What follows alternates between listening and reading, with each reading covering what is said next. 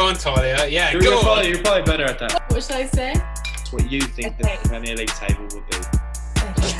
We're going to each predict our tables. I'm going in. If I disagree, I'll disagree. Oh, okay. I'm going to let you go first. Oh, because I'm the female. Why do I think that? Yeah, why do you think? Yeah, I'm calling you out immediately. Right, Welcome to the Footy Forum podcast, mate. You have to Okay. explain yourself and justify your decisions. Yeah, that is controversial. It is totterage. That sounds like porridge to me. Performance is, it's great. No, you're not. So I'd watch what you say. No, you're not. Exactly, 8 games. That's my exact point. I figured you out. Oh, Yeah, you guys are theorists. that's an interesting opinion. Oh my. Wrong. You can't come in just ruthless with our manager. Oh, look at that for an inside scoop. What was I thinking? Fun. Doing a I'm podcast actually- with a Canadian I'm about getting the football, right? £60. I'm gonna win. You're out of your mind. Out of your mind. Ladies and gentlemen, welcome to episode 8 of the TFF podcast. Today, we're back. What's going on? We have a newest member, so it's no more duo. You'd call it a trio now. Morgan, Talia, what's going on? Hi. Thanks for having me. No worries. It's a bit of we're going with a bit of an Amazon trial, aren't we? It's a 28-day trial. Free trial. Seeing how I'm it goes. expecting payment, please. Yeah, exactly. Well, we spoke about this is under the table, right? So let's So keep hush basically, hush while we're on air. To give it some background, we've heard a lot. We've obviously heard a lot of feedback so far in the first few months, and some feedback we got is that Morgan is not exactly cutting the bill in terms of. Morgan has shit. I knew you were going somewhere with it's that. shocking. So basically, what we've done is we're working on bringing some new energy into the show, and I think we might be on something here. And hopefully You Morgan should can start. step out his act a bit. So Morgan, tell us what we got on the cards today. This is an episode I'm being very excited about for a while. This is the one, and we've been talking about it, I think, like in episodes, like little droplets of it. We're going to be predicting our Premier League tables, and I think it's a great episode for Talia to come in because she can really show you kind of all she knows about football. Oh, yeah. The girl has a lot of knowledge. She looks a little shy there, but Oh. she actually knows a lot. So we're going to see. We're all going to put £20, around 50 Canadian dollars, something like that. £20 is not 50 Canadian dollars. So again, let's not get anything twisted. I'm pretty sure it's probably $35. So we're going to each predict our tables, and then we're gonna do a review halfway through the season. But then we're also going to obviously have a look at the end to decide who won, and we're going to do it basically on a, kind of like a golf-like system where each team you've predicted, however far you were from their actual finish, is how many points you get added to your total points, and whoever has the lowest points. So got the closest prediction for each team essentially will win the money. So to give it some context, sorry, Morgan's gonna put Leeds first, and that's his prediction. But mate, when how many Leeds times finish, have we had this conversation when you tell me and you say, oh, Leeds are going to be really good this year, and I'm saying wait, and then oh yeah, look, we've lost two games in a row. We'll see where you put them. All he's But been again- doing this season is saying, oh, they look really good, trying to get me on the hype train, and I'm saying no, because I do. I'm that so every year. excited to see where you put them in the table. I don't know. I'm gonna tear It's into not it. that special. It's not that special. I'll tell you right No, now. no. It's not that exciting. No spoilers. Okay, let's get into it. But basically, what I was saying. So when Leeds actually finished 20th, that would mean it's 20 points for Morgan, which means ideally in this game you want to have as less points as possible. But you'll understand it when we go Terrible through example. the results. We're starting with relegation teams, yeah? We are. We're going to go from 20th up to 16. And quite simply, we'll go around. Obviously, we're quite, nice people. I think we're gentlemen. I think we're respectful. I'm going in. If I disagree, I'll disagree. Yeah, but I mean, whoa, okay. But I was more going on the point of we're going to let you go first. Because I'm the female. Yeah, exactly. I mean, I was just trying to show some respect, but whoa, okay. No, She's I feisty, come here. though. I mean business. If we've got money involved, I mean business. Okay. Round 1, 20 through to 16. Right. Okay. My 20th. Fulham. I'll give you my relegation first. I've got Fulham, West Brom. Those are I'm quite confident that they're not going to do that well. They're just not up to scratch, I don't think, for the rest of the Premier League. And why do you think that? And why do I think that? Yeah, why do you think? Yeah, I'm calling you out immediately. Right, Welcome to the Footy Forum podcast, mate. You have to Okay. explain yourself and justify your decisions. West Brom, I just don't think they've got the strikers. I don't think they've got that striking potential, to be honest. So it's a goal-scoring problem. For West Brom and for Fulham. Fulham are just not, they're just not there. I would agree, and I think Morgan will agree as well. So Morgan will put the two teams in the bottom three unless he's gonna. Otherwise, he's gonna get it. So. Have you guys got them in your relegation? Oh, you're not letting me know. We'll wait and see. Not yet. I'm someone, I like my hot takes, right? I like my hot takes. I'm coming home with £60 after the season. I back myself, not gonna lie. I'm winning the group stage. I'm winning the Champions League group stage. No, you're so not. I'd watch what you say. No, you're not. So. This is a bit rogue. I feel like you guys might not have put this. I went Sheffield United. Is that controversial? Interesting. Yeah, that is controversial. So I'm gonna Okay, explain your logic. Why Sheffield United? Yeah, they're at the bottom of the table right now. I see that. Right, they've not won. They've not won a game. Yeah, no, I can also see that. And they've only drawn one, so they've lost 7. And I think last season they were exciting. You were like, oh my God, they started really well. Sheffield United, they've come into the Premier League. This season, it's like they don't have that. They have had a shit start to the season, and I'm not seeing that same fight. It seems like they're just not. Last season they were excited. This season, I'm not feeling it. I just have a feeling they're going down. I think it's a fair explanation. Obviously, they've started badly, but what I would say, I'm gonna just go out and say I did not put them in my bottom 3 because I believe in Chris Wilder. I believe in him as a manager, and I also think they have quality. But I think that they will come on, especially in the mid like Christmas time, a little after that. And I think they'll have a better end of the season. But I'll talk more about that when it comes up to my turn. That was a terrible answer. Let me put this to you, Talia. Okay. What it was is they got themselves in a good position at one point. They went on a good run, but then what was shocking is they stayed there. You know, they maintained their position throughout the rest of the season. Right. This season, Sheffield United, terrible start. But if you watch their performances, I've tried to defend them. Even against Leeds, they're one of the best teams Leeds have played so far in terms of the performance. But let me also put this to you. So they got 1 point, and Fulham have 4 points, and they're 17th. And the goal difference, Fulham is better by 2. So let's assume a match week happens. I'm not sure if Sheffield United are playing next, but let's say they win that game. Let's say they win by 1 goal. They win 1-0. And Fulham lose their game 2-0, and West Brom and Burnley also lose. Sheffield United jump out the relegation spaces. Yeah, but I still think they're going down. That's all what ifs. That's what ifs, man. I think Burnley is going to clinch it. You think Burnley? Okay. You think okay. So you think because they have 2 points. For me, it was between Sheffield United and Burnley to go down. Okay. Yeah. And I thought Burnley. Well, I think Burnley they're gonna get it. So you've got Burnley 17th, I take it. Yeah. And why do you think Burnley have an edge over Sheffield United? What have Burnley showed you that Sheffield United haven't? Well, last season Burnley was strong. Sean Dyche has a good amount of Premier League experience. I think he knows what to do to keep them up. I think they're a solid Premier League side, Burnley, for a few years now. So I think they've got it. They're going to edge it. So what you're saying is Burnley have had consecutive seasons of staying in the Premier League. Sheffield United have 1 good season. Yeah, but I think they need to do some building. Okay, so you're going with the Lego approach. All right, and 16th? Newcastle. Ooh. I know. You've probably put them like 12, haven't you? No, I put them close there, but it's looking similar. But I think. And why do you think Newcastle 16th?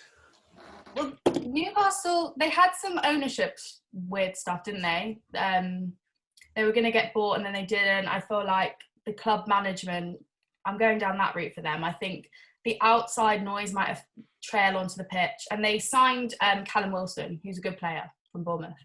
Yes. But I think, isn't he injured right now? They're a good team and they needed the ownership of a better leader. They hate their owner, don't they? So, Mike Ashley. Yeah, they hate him. Sports. Have you seen Direct. his house? Have you seen his house? No. In Totteridge. Oh, no. Which one What? is it? It's the massive one on Totteridge Lane. They're all big. Jovan, I showed you it when you came. Totteridge. You think I'm gonna remember what that is, man? That sounds like porridge to me. I love porridge.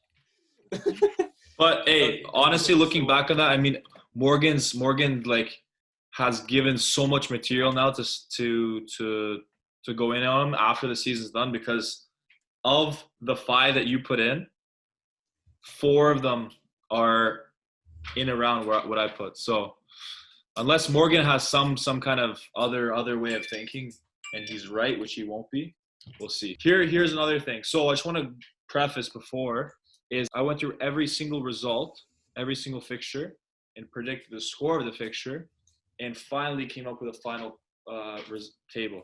So where Morgan will probably be like, oh yeah, scoring problem and analysis, hey.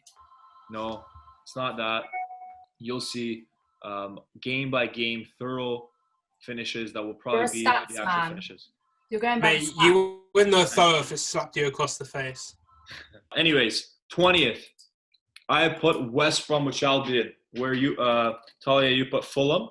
I think honestly, Fulham will just edge it. It will be very close. I'm calling this. I know we didn't do it, but I'm calling there's going to be 3 points between 20th and 17th. So it's going to be very close. And then in 19th, I have Fulham. So those are the 2 teams that will struggle and they won't get out of the relegation zone. At 18th, this is going to be very controversial, but I put in Brighton Hove Albion. You put Brighton in the relegation. Brighton will be. No. Explain 18th. this to You me. thought Sheffield United was controversial. Explain. They're both controversial, so quiet. Brighton Hove Albion. No. Explain to me how Brighton's performances have indicated that you think they might go down more so than other teams. Performances. So performances is what gets you through, or no? Or does points? How many points does Brighton have right now? Points, but how do you win points? Points. You don't. It's not like, oh wait, Leeds have had a great performance, put them first. No, man. No, but it's results. But it's if points. time, over a whole season. How about over 8 games? Why does a team? How about over 8 games? Okay. Exactly, 8 games. 8 games. That's my exact point. 8 games. They should be higher based on their performances. They should be way higher up in the league.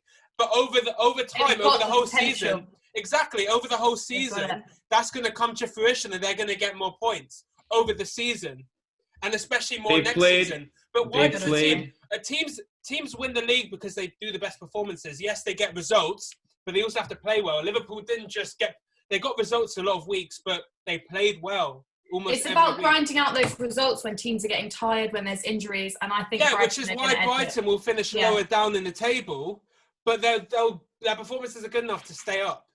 Yeah. Listen, they played at home against West Brom. They couldn't get 3 points there. They've lost some games that they shouldn't have. Man United, it's going to come back to bite them. All I'm saying is great performances. It's great. No, at the end of the day, they haven't been able to pick up the points when their performance has been good. And I think, given a team like Brighton, I've figured you out, mate. I've figured you out. Listen, it's controversial. I like that it's controversial, but I don't rate them. Finish talking. Take your time. I don't rate them.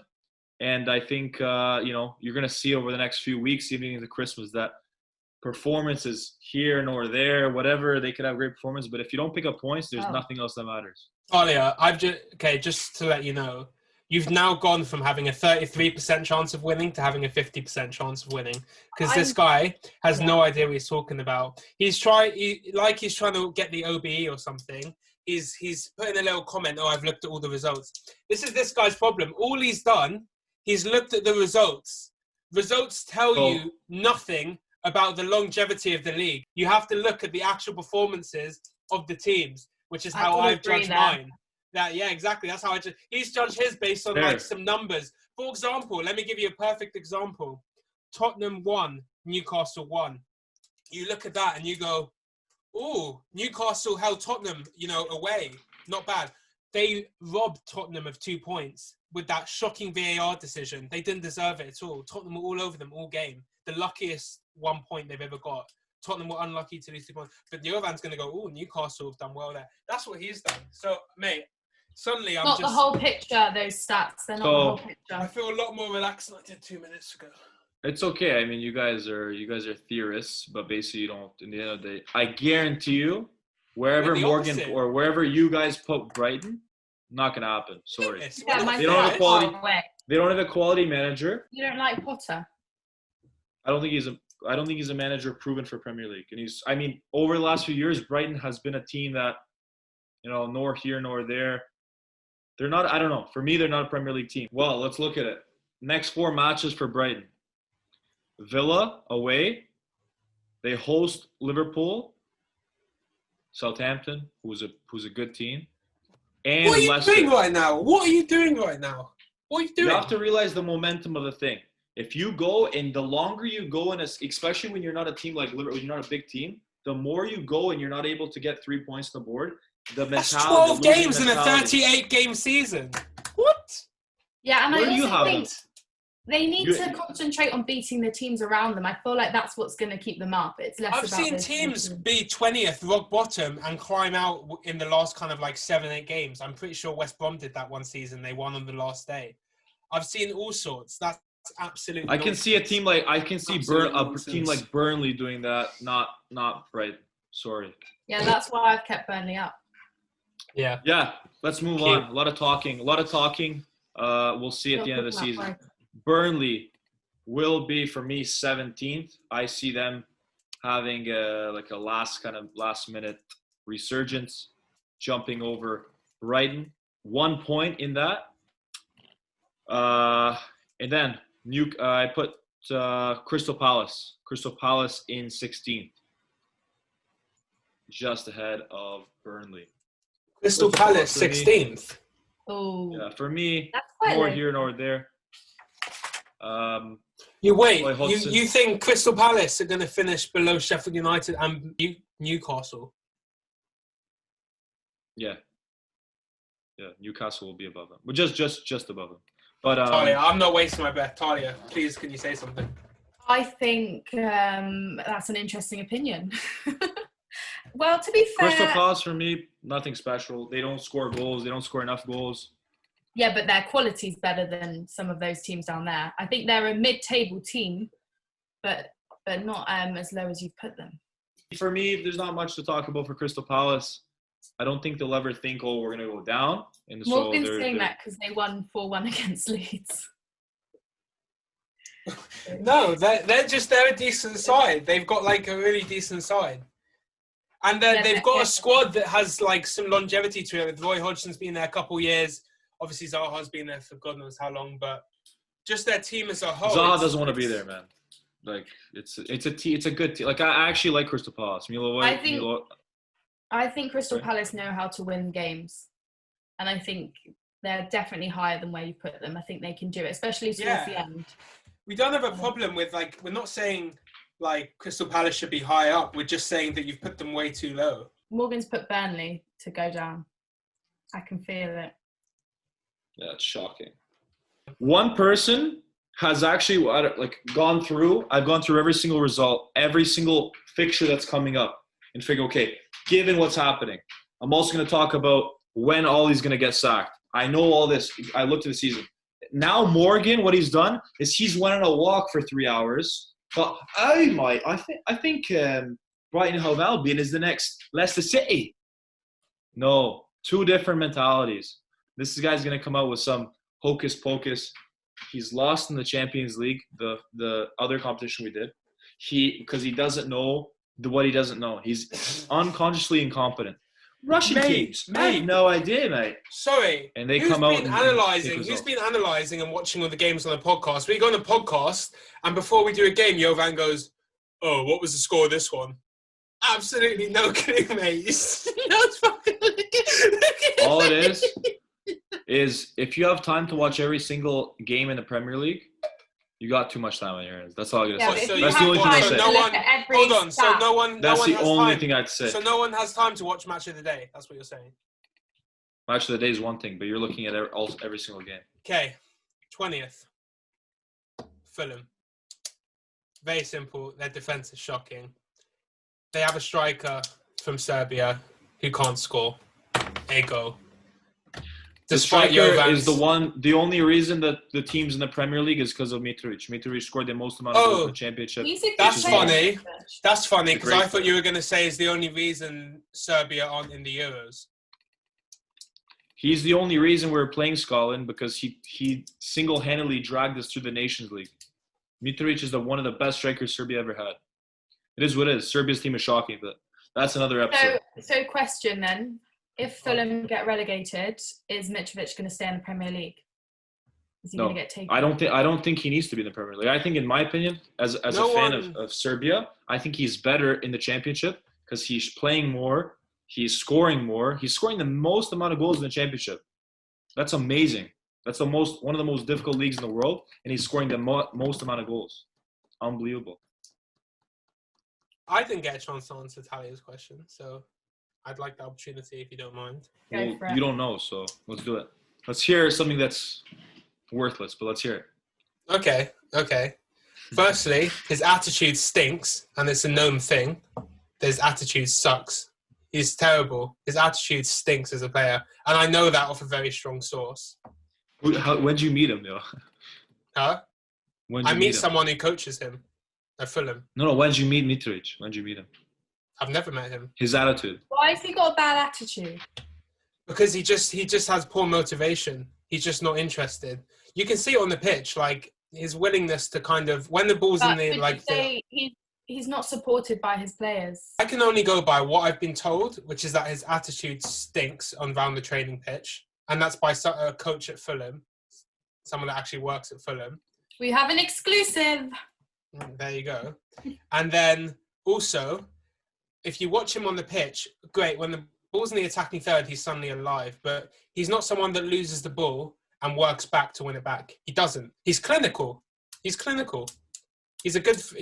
with his head. He's very strong, powerful. But his attitude stinks. He went to Newcastle and he didn't really do anything. So he has been tried in the Premier League, but it didn't go very well. That's how he ended up back at Fulham in the Championship. Yeah. So will he be in the Premier League? Maybe if the right price tag comes in, Fulham would definitely consider letting him go. But I can't see anyone taking, especially with the finances with the pandemic, I can't see anyone taking a chance on him. He scored the most amount of goals in the English Championship last year and brought Fulham up. That's all I got to say. Yeah, and they're going to go back down now. 19th, Burnley. That's shocking, man. What are you talking about, mate? That's not going to happen. Do you know why Burnley finished 10th last season? I think they grounded good results. Wrong. They're good at home. They're good at home. I don't know what it is, but they feed off of their home advantage. Away from home, they were awful. They were near the bottom in terms of just away table and much higher up in terms of home table. Very good at home. But they don't have that home advantage right now this year, and obviously we'll have to see how the pandemic goes. But I just think that's going to really hinder them, and it's hindered them so far. And I just can't see them picking up results as the year goes on. And I don't know if Sean Dyche has been an incredible manager for them, but I don't even know if he'll last the whole year at this rate. And then you bring in a new manager, and it takes time for things to gel. I just can't see it working out for them. And they didn't sign anyone, didn't make any signings, so there's nothing to show me that they're going to make some sort of big signings in January that's going to shape things up a bit. They didn't make any signings, so. And all the other teams have kind of shown a willingness to spend even during the pandemic. So those are my reasons why I put Burnley 19th. They won't sack Sean Dyche. If they sack Sean Dyche, that's crazy. I think he overstayed his... We've had the Ranieri conversation, haven't we? But we're talking about Burnley. Burnley is, for me, the reason why I like Burnley is they're a proper English workman style club. That is... They're very efficient. Because we've been talking about, Talia, how they sacked Ranieri within a season after he won them the league. Like Watford. Yeah, well, that's talking about sacking managers. Watford agreed this with their managers. Last season we had 4 managers in the season. Last season we brought in Nigel Pearson. He turned up to the training ground and they were like, "You can't come in." And they were like, "Why?" He was like, "Why?" And they were like, "We're cleaning the training ground." So he calls the doctor in the training ground and is like, are you having a deep clean? And he was like, no. So he goes, okay, can we go train at Vicarage Road then, the stadium? And they were like, no, you can't go there either. There's groundwork being done. So he calls the field manager, the pitch manager or whatever, at Vicarage Road, and they were like, no, it's not. So, and that's how and he knew he'd been fired. And then he called the owner and they're like, you've been fired. Savage. That is terrible. Wow, look at that for an inside scoop. How about your coach now, your manager now? Yeah, the Serbian killer. He's good. He's scary. I mean, if I was a player under him, I would be in line. He's like tough. I mean, we're starting to develop a bit of a reputation, whether we like it or not, that's just ruthless with our managers. And I think there's got to be a point where there's only so much a manager can do. Yeah, but I mean, you're not Chelsea. You can't. It's harder to do that. Yeah, exactly.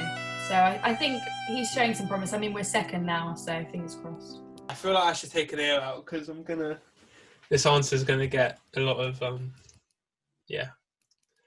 So in 18th, I have Newcastle United. It's shocking, but it's not gonna happen. I'm not gonna lie. I actually don't think it's that shocking. I think the motivation within the club and the relationship between players, manager and ownership, I don't think it's that good. Obviously, I think Steve is a great manager, but the problem for me is the ownership and the relationship between the manager and the players and that ownership. And I can't see anything coming in January. And they're just, like you said, Callum Wilson is injured. They're just an injury or two away from collapsing. And something that stood out for me, and I pointed out to Jovan at the time, was the way their heads dropped when they played Man United. Like, a team that collapses like that in 10 minutes shows a team that have no character.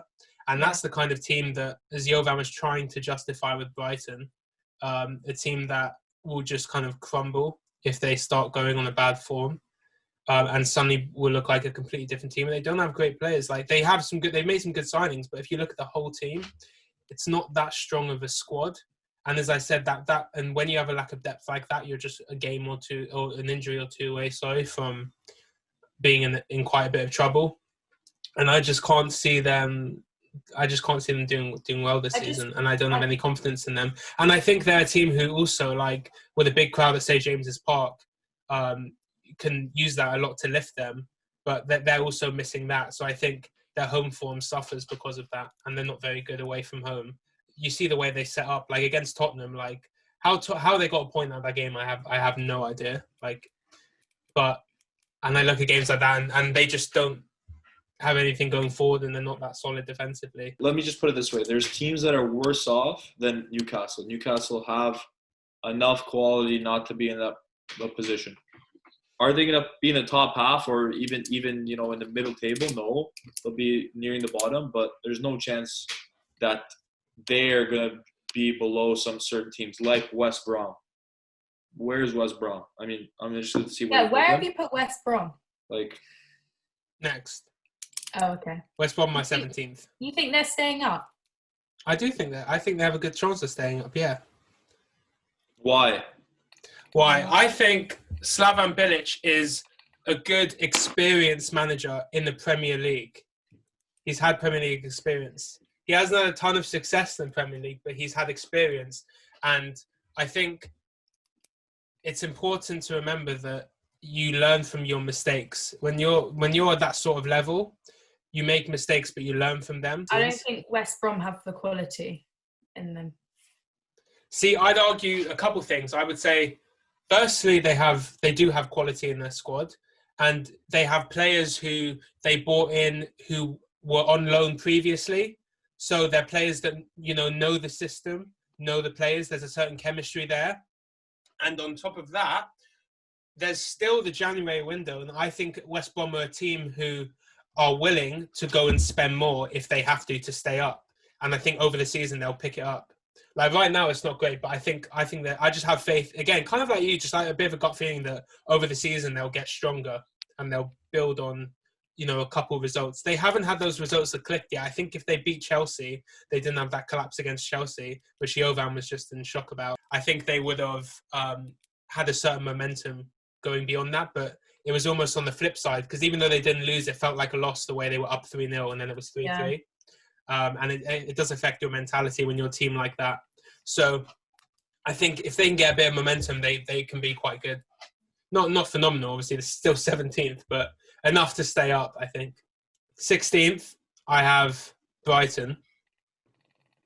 And I think they are... I couldn't believe that they're in the relegation, but... I mean, wait. Stop talking, okay? You went out 2 points to 2 places difference, and you're making that big of a deal. You put Brighton Hove Albion 16th, which I think... You put them in the relegation zone. It's not 2 places. I know, but how'd you make that? You're like, oh, that performances, mate. But that performance... What's 2 places? That's 2 results. That's maybe a few points. Yeah, but you don't have faith in them to stay up. It's just a difference. Forget the places. It doesn't matter the places, but it's just staying up or not staying up. That's all it comes down to. I've got another question then. Yes. What's going to be closer, the relegation battle or the battle at the top in terms of points? The relegation battle, for sure. Guaranteed. They're both going to be close. They're both going to be tight. They're both going to be super tight. I think we have more relegation contenders. 80 points will win you the title this year. 80 points will win you the title. Maybe 75. No. 80, it's a weird league. I say 85. 80. No, 75, 80. Somewhere between 75 and 80 points will win you the title this year. But I do agree in terms of there's a lot of teams that could go down. I think there's, like, I would argue there's only 4 or 5 teams that could finish in the top 4 this year. 5, potentially.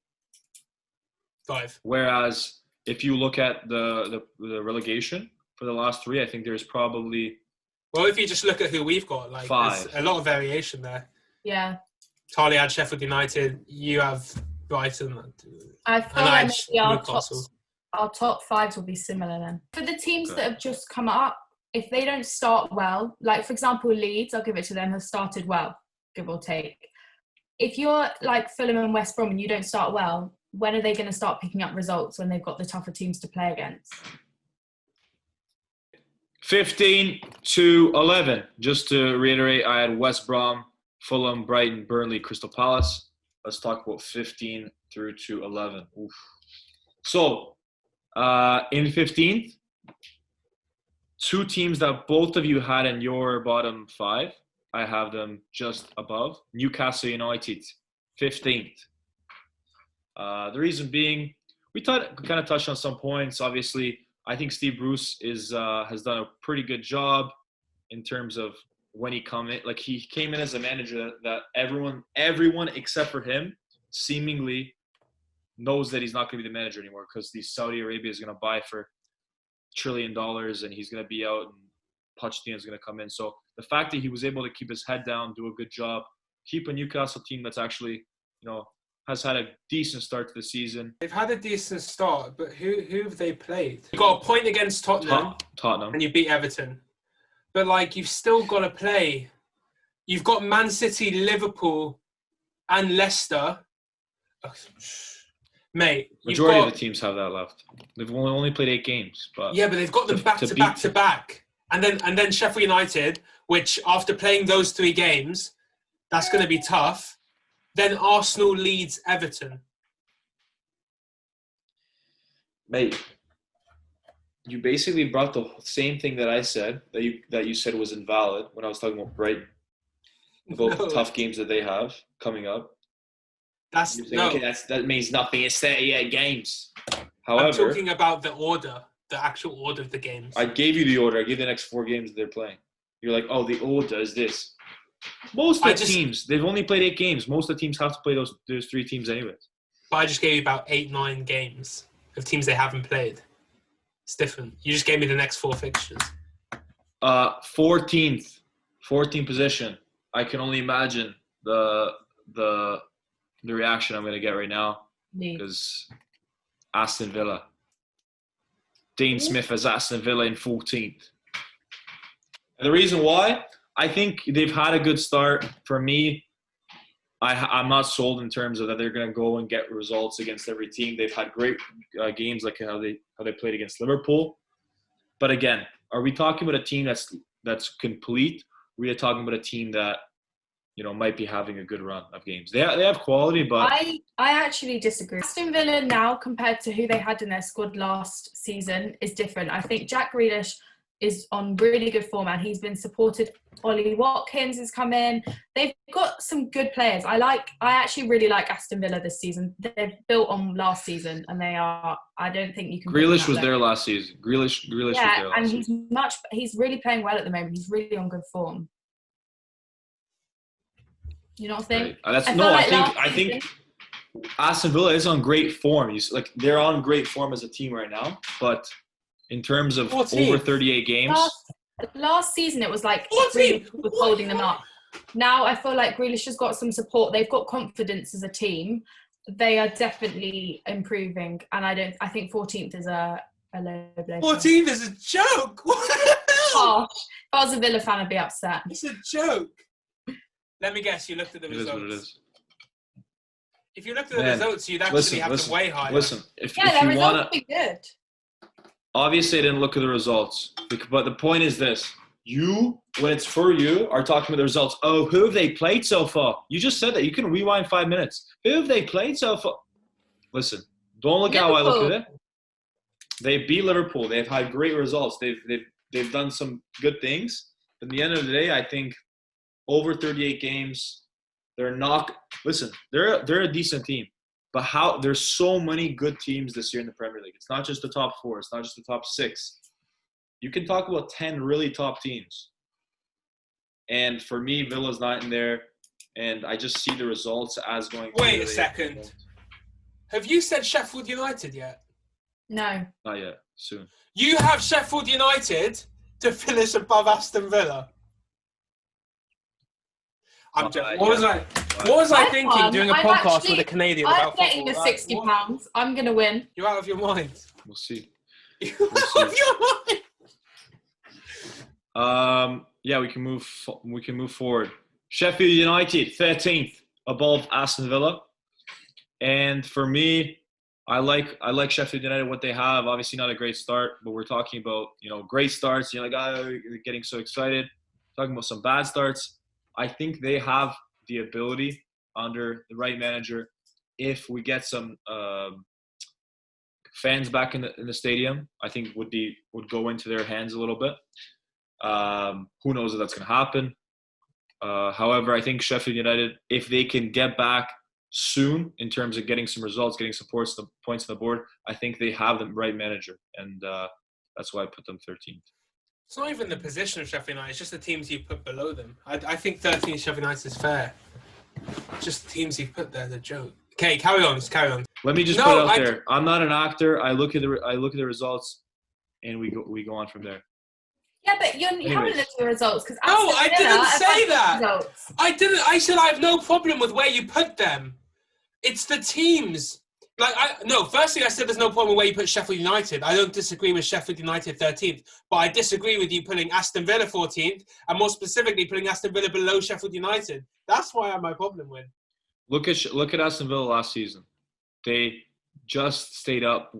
I don't know. Was it a point? Was it half a point? Yeah, but that's what I'm saying. We're talking about stats versus teams, right? Aston Villa look a confident team. If you're going to go win 7-2 against Liverpool, you're confident. I think they've strengthened the side. I think it's about who wants it more, especially when it gets later on in the season. It's about who wants it more. And I think because Aston Villa last season were close to relegation, very close, this season they're not going to want to be there. And they've got the quality to, really push to a higher standard. Yes! Great point. I get up and clap, but I'm gone commando, so I'm not going to do that. Confidence doesn't last forever. That's all I got to say. No, but when they're winning, when you're winning, especially in football. And they're winning. So I back them, Yeah, exactly. They had 8 points from 8 games last season at this point. They've got 15 from 7. What have they not done? What have they done that showed you they can't do better? What do you want me to put them first? Or do you want me to put them top 5, top 10? No. You're the one that said Dean Smith's dynasty, not me. I like Dean Smith. I mean, he's a good manager. We move on to last places. West Ham United, David Moyes. I know we talked about a little bit about the start they had And then when David Moyes had tested positive for COVID or whatever, if he was in isolation, a few really good results. And since now they're here or there, I think here or there will be the best way to describe them. West Ham, for me, I don't see them finishing above 12. When I put them 12, they could finish lower maybe, but I don't see them finishing higher than that. David Moyes, I don't know much. Like, I think he's an all right manager. I think he's experienced in the Premier League. He's managed Everton. Great time with Everton. Obviously, Man United there for like whatever few games. But I think he'll establish West Ham in the Premier League at 12th position. I just want to hear you've got 11, please. Ooh, you want to hear? You will love to hear. 11th, Leeds United. Marcelo Bielsa's Leeds United in 11th. Why? To be honest with you, I think they'll be a good team. They'll get some really good results. I think they're a team that can come out in big games and get results. However, consistency is something that I've seen in a little bit of a start we've had. I think just obviously, given the competitiveness of the league, it will be tough to see them finish above that. I can't see them finishing too much below 11th, but I think mid-table for them would be good, given the objective of the club right now. I'll just talk about Leeds when I say them, but I don't disagree. From your 5, I mean, my take is just Aston Villa is just a joke. This might be the last. I don't disagree with them apart from Aston Villa. I think is a joke. I don't know. I thought you were a stats man. I thought you were going off the results, and they've done well. You gonna put it below myself. You got me wrong. I've predicted every single fixture day till the end of the season. Every single game I looked at. Okay, I looked at the standing at the table. And then I made the table after. I didn't look at whatever results. But I know the results. I've followed the league. I looked at every single game. Okay. You can't predict. This league is just not like any other. Exactly. It's topsy-turvy. Would you have predicted Aston Villa to beat Liverpool? 7-2. No, you wouldn't have. You wouldn't. You can't just predict like our friend over here overseas has done. One word. Injuries. You cannot predict the rest of the season, and you can't predict results. You can predict the result when you have the facts for that upcoming game, but you can't before that. This whole episode is predicting, man. This thing is all prediction. But I'm saying your approach is a waste of energy because. But what's your approach? Your approach is they look good, and you're still going to keep in account potential injury. Trust me, I kept in account managers leaving. When we get to Man United, I'm going to predict when Ollie's going to get the sack. When I put Newcastle in the bottom 3, one of the main reasons I said that is because I said they're 1 or 2 injuries away. So when I've thought about all of these, I think about what happens if Jack Grealish gets injured? What happens if Jack Grealish gets injured tomorrow? They've got players. They've got a strong squad. Let's move on. So I've got 15th, Sheffield United. I think that's pretty fair. Okay, go on, Jovan. No, to be honest with you, I just find it interesting the big fuss you make when I put the teams in positions, and then 2 positions away, you're like, how could you put Sheffield United there, mate? But you put them 15, 13, what's the big deal? Second time in a row you've done it. Not much to say. Sheffield United, No, I think. Oh my God. Talia, what did I say when he put Sheffield United 13th? I get why you've put Sheffield United there. It's who you've put them in relation to. Thank you. But come on, Morgan, go on. Who else have you gone? West Ham, 14th. That's pretty 13th. 13th. Crystal Palace. 12th. Leeds United. 11th. Southampton. Comments? No, I think overall, Crystal Palace, you put them in a relatively favorable position, I think, judging on what they've done so far. Southampton, not in the top half. I mean, 11. I'm just trying to figure out. Honestly, like I don't know. I'm not one. I don't want Well, if I had to guess, reach out for something to talk about. If I had to guess, you've put Southampton 10th. If I had to guess. Very close. Very close. Okay. So if you put 10th. Okay. The reason I don't have Southampton top half is because I have Villa there, and I don't have them in 14th. For me, it was whether I wanted Villa or Southampton, who was going to be 10th. I think Southampton are going to be 10th and clinch it, so that's why. Okay, but it's as you said, it's mid-table stuff. It's fairly similar. I don't think this stuff is that controversial. I think all these teams they're better than the low-table teams, but there's not much in it. It comes down to their experienced Premier League sides. Yeah, let me just say, Leeds, I'm optimistic about the season, but I don't want to get my hopes up. I would be really happy with 12th. I think the other thing with that as well is, being a Leeds fan, the one thing I can say is that we have this track record of, like, during the Christmas holidays and just after, we tend to drop off. I don't know if it's like a curse or something, but it happens year after year after year. So I want to take that into account as well. And it could even we could drop a bit lower than 12th and start having talks, Leeds going to drop out into the relegation. But I think we're strong enough side that we'll recover. So I think 12th is a fair position for them. I also put them 12th. I think they're a good team. But I do think the way they play, other teams are going to start to work out how to play against them. Like, I think they dropped off. So I think 12th is good for them, though. They'll definitely build on that next season as well. Yeah, and we can get really exposed the way we play. It can go really well, but we can get really exposed, which is what's happened the last couple of games. Teams might exploit that. I think when they started, it was like, wow, this Leeds team is not like what Premier League is used to. But now I feel like teams are going to start to work around that. Okay, let's hear it, Talia, from 15 to 11. 15th, I've gone Brighton. 14th, Crystal Palace. 13th, West Ham. 12th, Leeds. 11th, Aston Villa. I think that's good. I think West Ham, I put 13th. I put them above Crystal Palace. I don't know whether you think Crystal Palace is too low, but I think West Ham is a good team. I'm just not sure about their squad depth. I think Antonio is really good for them, strong player, but if they start getting injuries, as the word Morgan said, I don't know how much depth West Ham have. So yeah, they rely on Antonio a lot. He's been on hot form, but yeah, like an injury would and they rely on him for goals a lot. Yeah. Great.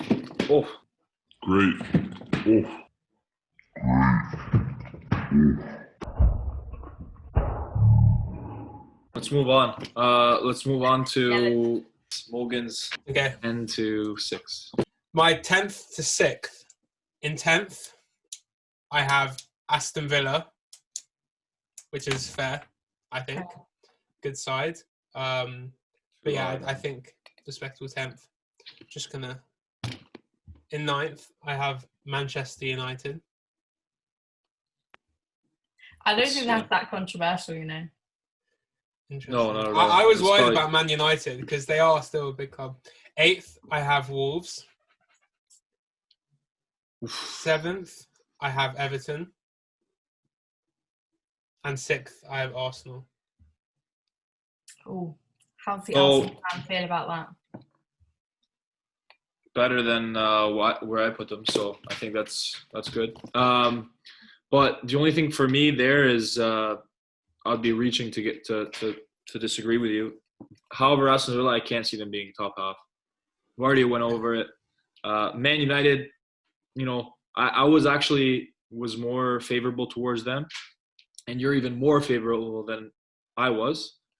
But I think for them, like 9th it's a shocking season as a whole. Wolves, you'll notice that I put them exactly in 8th as well. They're going to have to improve a little bit to get there, but I think the fact that they're not in Europe this year will help them. Everton, interesting. I think, you know, they've obviously started pretty well, tough results. So, yeah, not much to say. I think, you know, 6 would be great rates for Arsenal, looking at it from an Arsenal fan. 6th, 7th, that's probably where we are at. I agree, to be honest. I think mine was quite similar to yours. Okay. Yeah. I agree. Okay. Sorry, Nice. it's not very controversial. Sometimes we're just in agreement. That's just how it happens. But yeah, I mean, for me, I think Villa are a top half side, but they are a top half side. Others disagree. Man United, we're the majority there. Just saying. Anyway, Man United. I think it's tough because you never know. They could bring in a new manager who could turn things around there. So I think they could be higher. You know, So, quick question. Yeah. Do you have them? So the 9th place Man United team you have, who is the manager of that team? 9th position is with Ollie or without Ollie? That's the I see. I see. I've done with Ollie 8th. Are you half Norwegian? With No. Ollie 8th. I think Ollie would stay. So you're saying you think they can finish 8th and Ollie would make it to the end of the season? That's what you're saying. Me? I think there's an argument for the fact that Ollie's not got much to work with, and he needs time. He spent so much money. I mean, not much to work with. I don't know. He's got like so many players he hasn't made decisions about.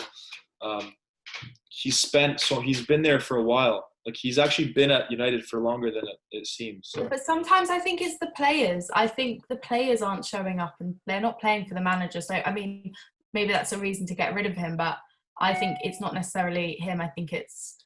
The players aren't showing up. It's not day camp. The players are showing up. They're just not playing. There's no motivation like across the whole team. Yeah, but whose job is it to give the motivation? Is it Ollie's or is it theirs? Ollie's. Manager. Yeah, but you've got to have a level of like wanting to play. I mean, if you're playing for Man United, you want to earn the shirt. I mean, it's such a big club that, I mean, it's and you just watch these players and they're just not. I agree with that point too. But at the end of the day, manager is there for a reason. Like, just the way it works. Like, I agree with you. They're the ones playing. Ollie's not playing, and they're the ones getting the shocking results. But there has to be a level of responsibility on someone. And 8th with Ollie, Jesus. United 9th. It's on the assumption that they bring in a manager, whoever he is, and it takes time to click. So if Ollie lasts, into like January, February, because what he seems to be doing is he seems to like drop, but he clings on with a couple of results, and they're doing okay in the Champions League. I also think that could hinder them. If they go through in the Champions League, they're going to have issues with their depth, and that could hinder them in the Premier League. So taking those factors into account, it's a bit of a gamble. Wolves 8th, I just think there's a lot of competition and they're a good side, but they haven't shown me enough to make me think they're going to be top 7. Everton have made a great start, but they also haven't done enough to make me think above 7th. I think 7th is a respectable place for them. They have still issues with their chemistry and their communication that I've pointed out in previous episodes that makes me think that there's still work to be done there. And I think Arsenal 6th, I think Arteta's been there for a bit now, but he's still got a way to go to get them top 4, but they've made some good signings and they're getting the results against all the teams below them. But the teams that we haven't mentioned yet, or I haven't mentioned in the top 5, they failed to get results against. And that's exactly why I've put them 6th. Just based on logic there. 10th, I've put Southampton. 9th, I went for Wolves. 8th, I put Man United 8th. Everton 7th. And 6th, I put Leicester. Leicester 6 is huge. You're going to say they rely on Jamie Vardy. I am going to say that. But I think there's truth in that. I really like Leicester. I think they're a solid team. But Vardy is the name you hear when you hear Leicester. And I think that if he gets injured, I think it really does hinder them. And do you know what the main reason was? Is because I was between Arsenal and Leicester for me, of who was going to get sick. And I think Arsenal have better depth. And I think they're going to clinch it. So I went for Leicester. I swapped them around though, because originally I put Arsenal 6th. I think the depth argument's a fair point. I do think that's fair. Let me ask you this question. If let's say this isn't, but let's say the fairy godmother came and she said, I can guarantee you that Vardy will not get injured this season. Does that change your answer? No, I don't think it does. But it's not so much about Leicester being bad, it's about the teams above them, above Leicester being better. And I think that because Vardy is good, he just can't hold the team on his own. And I think Leicester's got good players, don't get me wrong. And it's not a Vardy only team, but I just think the teams above them have more more players they can rely on. So Leicester have beaten City, they've beaten Arsenal, and Arsenal, they've lost to Man City, Liverpool. They've lost to Liverpool, and they lost to Leicester. Yeah. But you think Arsenal are going to finish above Leicester? I'm just challenging you. I'm just challenging you. Don't look at the results. Don't look at the results. Why are we looking at the results? Do we not both of you say, why are you looking at results? You're an Arsenal fan. You should like that I haven't put them there. Oh, I respect that. I mean, it would be amazing. But I think I like what Arteta's doing with Arsenal.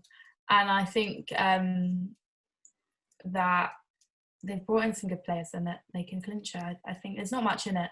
Maybe Leicester will finish higher, but I have a quiet confidence about Arsenal. I think your depth argument is a good point, though, because I think Leicester could do well this year in the Europa, but I think Arsenal have better depth to manage that. Yeah, I think that's what I was going off. For me, it was a toss-up between them two, and I think that Arsenal can just get it with their depth. I think they can clinch it over Leicester. That's very fair. Okay. Right. Well, let's get into the facts now. I'm all ears. 10th, I have Manchester United. I had them obviously just over Leeds. I think the both of them will be in tight contention with each other. So I have them at 10th. Talking a little bit more about Manchester United. Obviously, they're a team that has talent. They have quality, but they're a little bit of a mess. What I see happening is Ollie's been there. I think there's a lot of emotional connection with the club and himself. Obviously, he was there. He was coaching the reserves or the under-20s, something like that, before for a while. He obviously played there, and they don't want to make any rash decisions about him.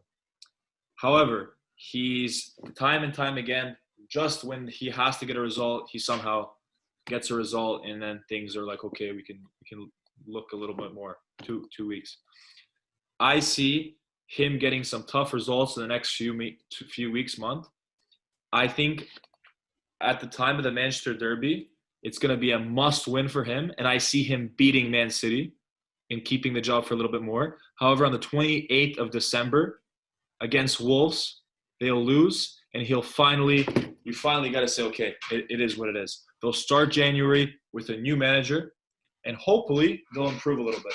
I still favored them in the results. I still thought they'd have a little bit of a lift after getting a new manager. Maybe getting a few transfers in. Who knows?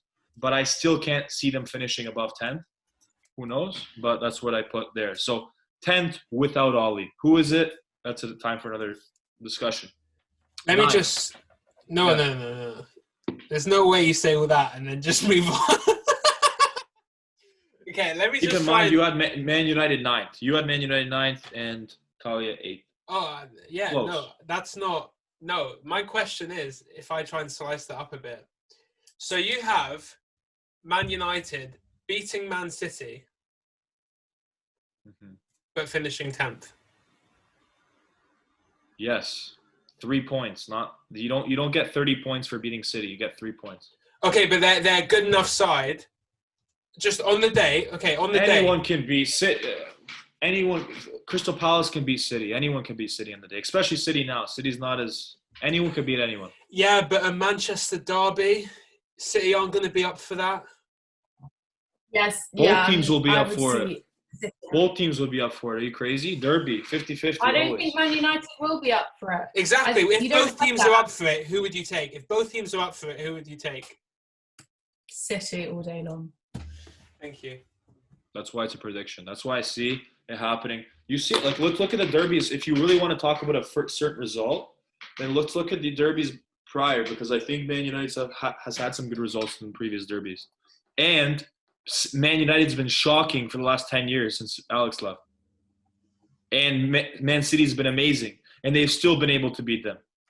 Man United. So the biggest derby game of this decade will be Leeds at home to Man United when fans are there. Period. A full stadium. Okay. Say that as a Leeds fan. Do you have an idea of who's going to come in as manager? Did that factor into your prediction at all? Not really, to be honest. Like, I don't know. I think whoever it is, unless it's some shocking, like, some shocking guy, they're going to have a lift in results, I think. Usually But that's how it what happens. happened But when then that's Ole even more question to like how you have them 10th. 10th, in my opinion, is very, very nice. Very nice. From what they've shown, very nice. Right now, with the results they have, they're lucky to, what are they, 14th right now? I think so, yeah. They're lucky It's to an be embarrassment. 14th. When you think about it, when you think of United and you associate them with where they are on the table, it's an embarrassment. Like, that's why I'm talking about the players. Like, at some point, it's got to be up to the players to be like, come on now. Like the quality they have and the fact they can't get results is embarrassing for the club. Okay, let's just hold your horses, because if they win their game in hand, they're 1 point ahead of Arsenal.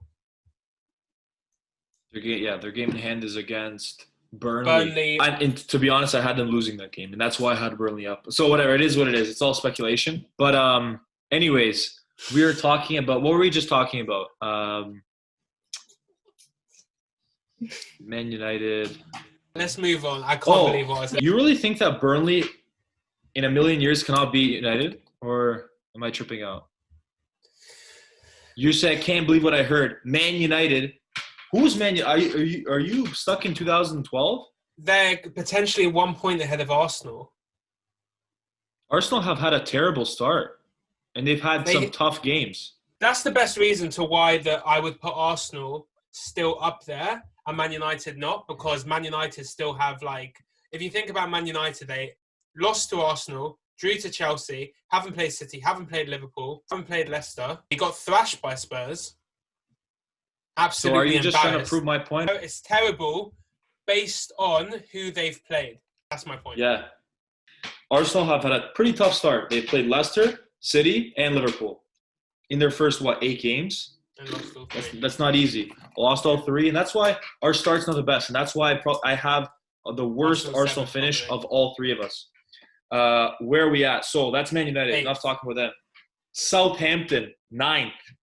Southampton have showed some good quality. I don't know. I may be judging that. I'm giving them a little bit too much praise, but I see them 9th. Could they? I don't see them being any higher than that. Their coach, I think, is something new, something a little bit different. But I like Southampton him, is what it is. It's ambitious, but it's not like a terrible like if they have a good season, definitely 9th. Just depends on how the season goes. But yeah, for sure. 8th position. And to give it some context, to see Southampton and Man United being a little bit close right there, the 10th and 9th. In their own world, Wolves, 8th. No European football, as we talked about. A good side, great manager, some good talent in there. They can get results. They're a little bit worse than they have been. I remember they were a really good team a few years ago. They're still all right. 8th position is amazing in the Premier League. But again, they're just going to miss out on that European place, as they did last year.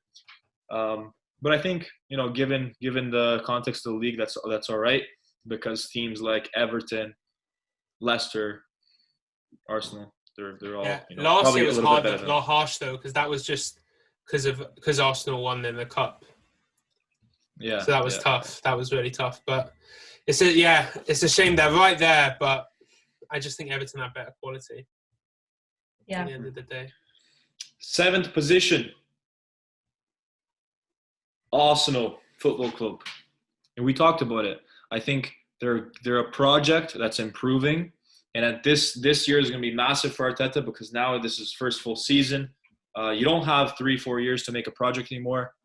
Like kind of how Jurgen Klopp did. Jurgen Klopp had time, and he made a great team. I don't think Arsenal will give him time, but they're not going to give him 3 years. So this is going to be a massive year. You look at 7th and you think, well, that's not the best. And I think because we're not a finished product yet, Thomas Partey in there, interested to see how he's gonna. I don't think he's gonna change the game too much, but it's a spot where we need to fix. Again, it's gonna be very close. I had Everton in Arsenal level on points, goal difference. So it is what it is. European place for Arsenal. Unfortunately, no top 4. There's just too much quality there. They're not there yet. But I could see them potentially maybe getting 6th, 5th, but not top 4. But I put them 7th. And then obviously Everton, they have quality. I believe in Carlo Ancelotti. I think he's doing well. The signings they brought in show they could be a good team. maybe I'm being a little bit too generous to them because they've shown that they can be a little bit inconsistent at times. However, I see them finishing in European places, which will be really good for Everton getting back into European football. To be fair, though, we all have a similar view if we all put them around there. That's the thing. So when we do a prediction that's like 8 games in, you're starting to kind of see some, it's a little bit like if we started this before, like if we did this before the season started, we'd be all over the place. But yeah, it'd be ridiculous. I just think it's interesting we don't have one single team in the exact same spot, all 3 of us. It's a crazy season. Yes. Who will be the champion of the 2020-21 Premier League? So who does, Talia, you have left? You have Liverpool, Arsenal, Chelsea, Spurs, and City, right? Yeah. No. Okay. Yeah. Okay, so Okay. I'm all ears. Okay, take it slow. Right. I'm all ears. Okay, so we've discussed this on 5th. I've put Arsenal. It is good for Arsenal. I'm still. It could be Leicester, but I'm going for Arsenal 5th. I'm going for Arsenal. Okay, 4th I've put Spurs. 3rd I've put City. 2nd Chelsea, and I've stuck to the reigning champions. First Liverpool. So you put Chelsea 2nd? Yeah, I knew over City. Right. City 3rd is my question. What's going on? Right. Okay.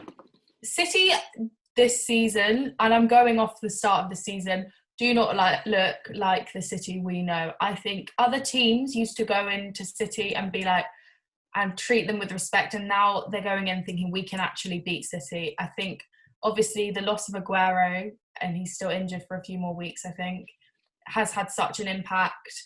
They have a complete lack of strikers. Never mind specifically Aguero. They have a lack of strikers, and I think they just are lacking that quality to be second. And I think Chelsea, it's a new team. I like what Frank's doing, and I think that their confidence might edge it, and their quality might edge it over City. I just don't think this year City have that same stardom that they had like in the previous seasons.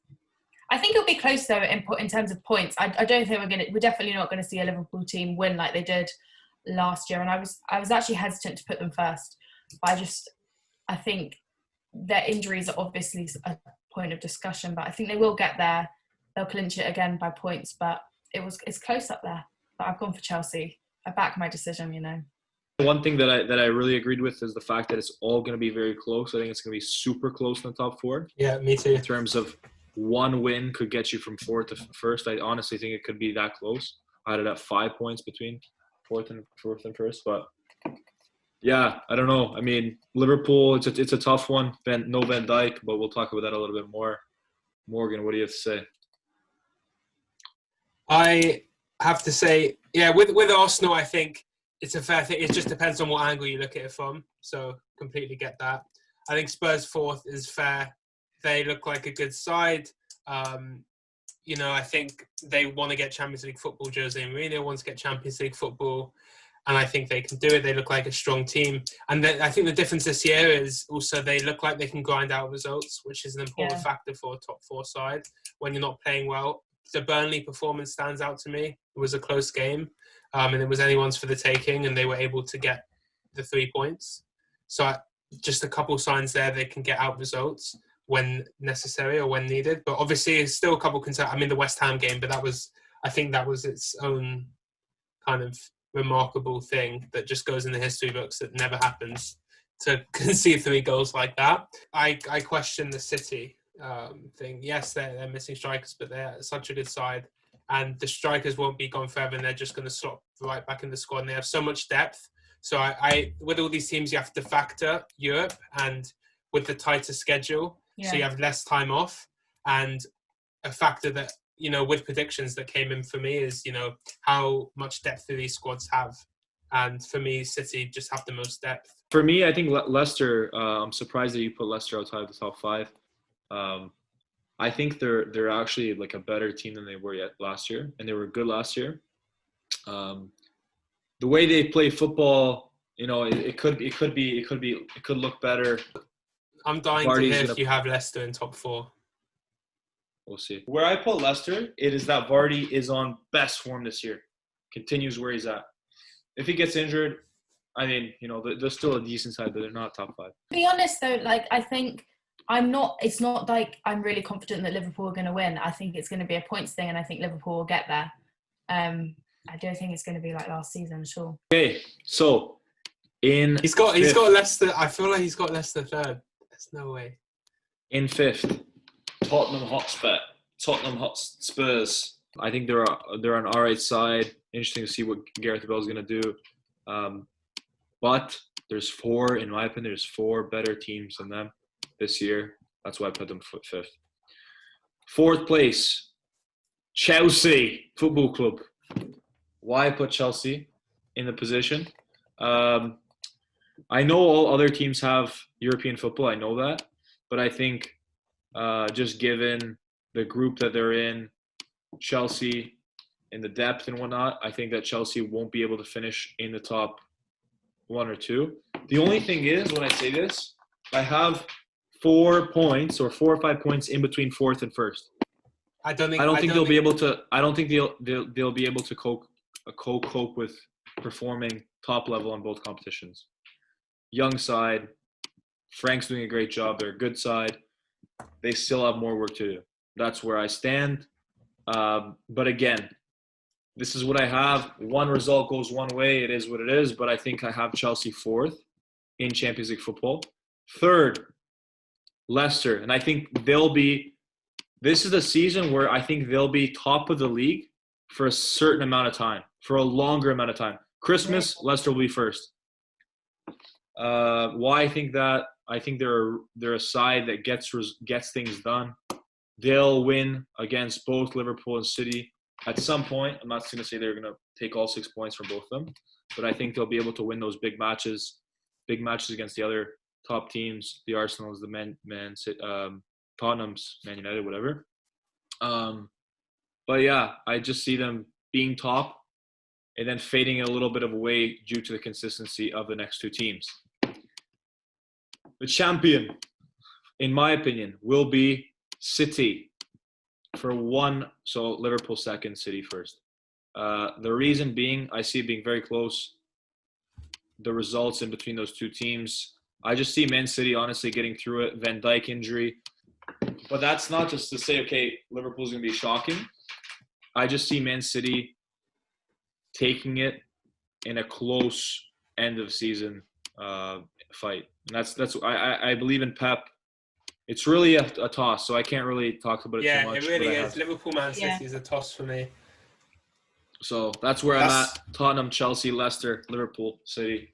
That's my top 5. The only thing with Chelsea, like the Spurs thing I get, you could argue that Leicester will finish above Spurs. I don't agree, but I can get on board with that. It's just, you say Chelsea don't have the depth to cope. Firstly, they're so ahead of their group anyway, like with them in Seville. They're not going to necessarily, that they're going to be able to rest players. They're going to be qualified, I think, in advance. And also, if you look at defensively, I think they got some things that need some work and they need to bring in some players. Agreed. But in terms of the other side of the pitch, how can you say they don't have depth? I think they have the amount of depth, but I think they'll struggle to be competitive in both sides, like Champions League and the Premier League. Let's do mine. Okay. So in 5th place, I have Leicester City. I wanted to put them in the top 4, but I just don't see them having the same quality throughout the team that Tottenham do. They've got quality players, but if I look through their team, I just don't see the same quality I see in Tottenham, which I think is a fair statement. And also, they're both in Europe, so I think coping with depth is another thing, and I think Spurs have more of that. So these were my factors in putting Spurs 4th. I put Chelsea 3rd. Now, the reason I put Chelsea 3rd above Tottenham is because I just think they have such good attack, and I think defensively they need to work on it. But I looked at this, right? So last season, at this point, they had 14 points. This season, they have 15. So it's not too much difference. But what I want to pay attention to is their goal difference. So last season, they had +4 at this point, and they finished with 15 as their final goal difference. This season, they're already at 10. Chelsea already at 10. Their goal difference is the best in the league. And if I look specifically at kind of goals for, goals against, and I keep it on kind of track with what they're doing, they could have as high goal difference as 50 if they continue at this rate, because we're a fifth of the way through the season. So, go on. He's smiling. But their attack is just... If that happens, I'll fly to +50. I think that we're going to have such freak results. Mate, last season, Man City had 67. Yeah, but Man Exactly. City have been conceding. Yeah, no, this is last season, but I'm just saying, like, that doesn't... And I've still got them third, right? I've still got them third. I haven't got them winning the league. I didn't say they win the league with 50. Liverpool had 52 last year, but Liverpool, you would say they won a lot of games by 1 goal. But yeah, with Chelsea, I can't see them higher than third, just because I think Liverpool, Man City are more experienced sides. They've got far more experienced managers, and I think that's a big factor, especially in the last kind of 10 games. So I think if you look at... Frank's a good manager, but if you compare experience, that's another reason why I put them third. In first place, as the champions for the 2021 Premier League season, it hurts me to say it, but I had Manchester City as the champions. My logic for this was, as I said, 75, 80 points, I think, to win the league this year. Man City had 16 at this point last season. And this season, assuming they win their game in hand, which is an assumption, but I'm going to assume it, they have 15. So they're only 1 point behind that. So to get 80 points, if they have a similar track record to last season, is realistic. And I think 80 points could win the league. So I see that happening. And they have strengthened the squad. Their strikers are going to come back eventually. They're not out for the whole season like some other big players for other teams. So these were the factors that I considered when thinking about whether Man City would win the league or Liverpool. Going over to Liverpool, they have injury problems. Gomez may be out for the season. Trent Alexander-Arnold probably till the end of the year. And Van Dijk confirmed for the whole season. So those defensive concerns are massive, because when you think about Liverpool last season, they always grinded out results and they always got the 3 points. Yeah. And that was usually through their defensive performances, securing them the game and their lethalness going forward. Man City have that this year in terms of bringing in Ruben Diaz, who's a great player.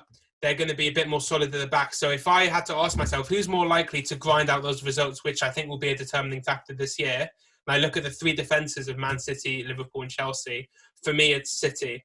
And that was essentially my determining factor. What I'd say, though, is in this season where you're getting crazy results and even the big teams are conceding loads of goals, I think it's less about who's going to have a stronger defensive display and who's going to get the goals. And I think Liverpool are going to get more goals than City. And that's a fair argument. Their attack right now is stronger. And even like City full strength, it's a tough one because Liverpool have such a strong attack. Mane is one of the best players in the world, I believe. Yeah. So also, and Liverpool, I presume, are going to go out in January and strengthen their defence because of their injuries. So they're still in contention. She makes good points, and I think the reasons you're saying is why I put them second ahead of Chelsea and didn't put them down to third. Yeah. But I still don't think it's enough to top City, and equally so, City can also go and spend in the window. Do you know what I mean? On strikers. Yeah, but if you say they're coming back, maybe they'll be more reluctant. But is Aguero going to be the same as Aguero? City have never hesitated to spend money. Do you know what I mean? Like, yeah. That's why they have so much depth in their squad, because they've never gone, oh, we have enough players, we don't need. That's never been City's, with the amount of money they have, that's never been their mentality. So I would counter the argument of Liverpool sign defenders by saying, yes, City could sign attackers and they still already have a strong defence. So, I mean, it depends on what angle you look at. Like, it's a good point. And the only thing I would say is, with this topsy-turvy season, the way I look at it is that it's going to be more crucial than ever to grind out the results when you have to. And for me, that's a defensive thing, and being able to defend and not, losing 7-2 to Villa. Yeah. With Van Dijk. Ladies and gentlemen, that is it. Here are our final predicted tables for this year's Premier League season. Feel free to pause the video now to compare our 3 tables.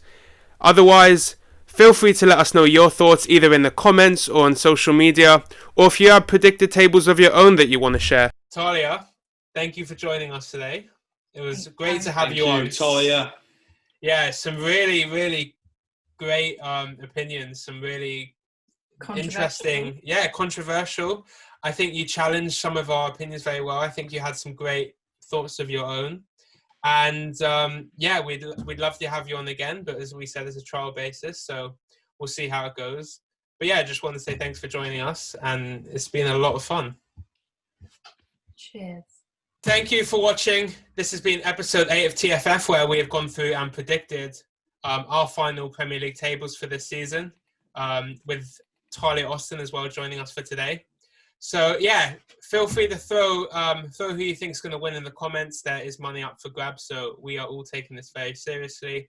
And yeah, apart from that, take care. All the best. Cheers. Bye.